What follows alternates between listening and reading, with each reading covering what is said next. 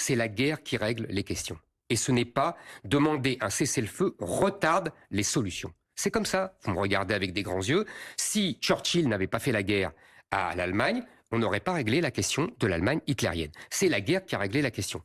Là, je peux vous dire Donc que... vous comprenez les buts de guerre israéliens, vous comprenez alors que le Hamas est quasiment intégralement détruit, que là on fait face à des populations civiles qui n'ont pas à manger. Vous comprenez les buts de guerre israéliens? Je vous ai dit que je considère que, les Israéliens sont dans une guerre sans fin, et que deux, ils l'ont compris le 7 octobre, ce qui n'était peut-être pas le cas avant.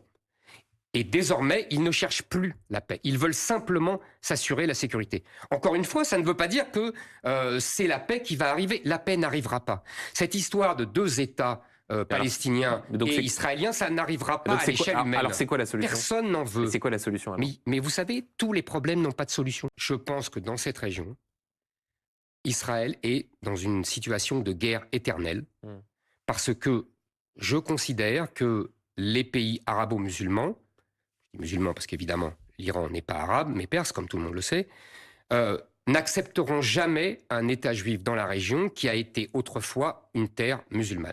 Pour eux, dans une espèce de théologie musulmane, les Juifs ne peuvent pas avoir un État, ne peuvent pas avoir une armée, et surtout, ils ne peuvent pas battre les armées musulmanes, puisque Mahomet les a battus il y a 1300 ans. C'est ça la théologie musulmane, il faut comprendre et prendre au sérieux des gens qui prennent la religion au sérieux.